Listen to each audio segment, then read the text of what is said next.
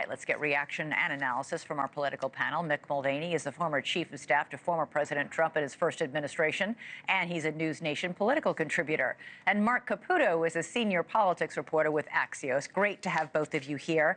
Marc, I'm going to start with you because you've been driving the news today with your story about this Oval Office meeting between the CEOs of America's biggest retailers and President Trump. They had a stark warning. Our shelves will be empty within 2 weeks. And there doesn't seem to be a lot we can do to change that, is there? Well, no. One of the things that they were hoping, which President Trump did, is start sending out, well, I'm sorry to use the word softer signals on trade and tariff and making deals. And indeed, Donald Trump did that. Now, the White House denies that Trump was pressured or is scared because in Trump world, that admits fear. Fear gets you killed. Fearness is weakness, or fear is weakness, and it's bad. And so they don't acknowledge it. But the reality is this meeting did have an impression on him. The IMF's forecast that United States growth will be lower than expected. The stock market's downward gyrations all have played and did play a role in Donald Trump changing up his tone quite a bit. But the CEOs, first of all, I'm just curious, was Trump surprised by what these three CEOs were telling him? No, but if you talk to people, and Mr. Mulvaney can certainly speak to this with much more authority than I can, who deal with President Trump, they know that when he has his heart and his mind set on doing something, it's very difficult to dislodge that.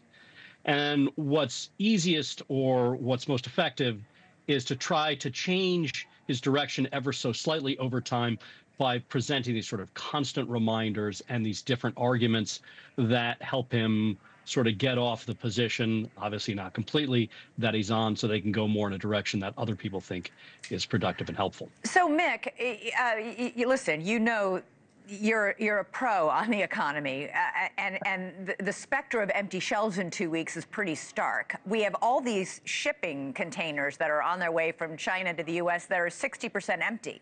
Nearly $300 billion worth of goods are not coming to the United States and the stores here as planned. That could send not only, obviously, you know, stock plummeting, but prices for whatever goods are available soaring. Yeah, and you asked the right question, I think, Elizabeth. Can you fix it in 2 or 3 weeks? And the answer is probably not. Keep in mind, I come back to the same conversation you and I have had before, which is China is a little bit different. China is going to be more difficult to kind of deal with because there's geopolitical aspects to this relationship that don't really exist with our trade discussions with, say, Canada, Mexico, and the EU. Trump needs a deal. He needs a deal quickly so that he can show momentum going in the right direction. I do not think they'll have a deal with China in the next 2 or 3 weeks. I do think you'll see some impact on the shelves, not as much as people might lead on, because a lot of folks had resourced their production out of China during the last Trump administration. But there will be some impacts at the retail level that people will see. Yeah, $300 billion worth of goods is a lot of goods. Mick, what do you make of President Trump's shifting on his tone on China, now saying tariffs could come down or would come down substantially? By the way, the hashtag Trump chickened out is going viral on the internet in China. Trump's spokesman says this is all part of his negotiation. I heard you say a little bit earlier, after hearing him this afternoon, it sounds like there's a lot less Peter Navarro in the room. Peter Navarro being the tariff czar, so to speak. Yeah, you take a more professional, nuanced, intellectual approach like Scott Bessent, who understands markets, would bring to the conversation.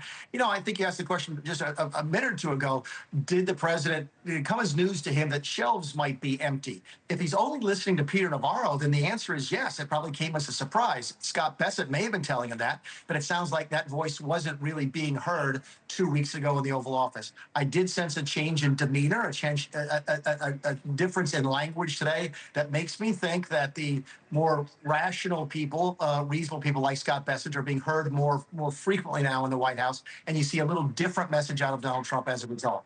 Well, Marc, you've also got reporting today that Scott Bessent is asserting more control in this entire process, and that tensions, frankly, are high in the West Wing. You write this afternoon about a very tense fight, a shouting match is how you described it, between Scott Bessent and Elon Musk that was so loud and heated that somebody had to step between the two men.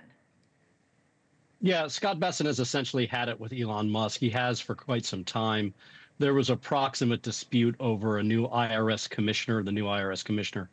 Bessent thought Musk went behind his back to get Trump to appoint a guy that he did not want for the post.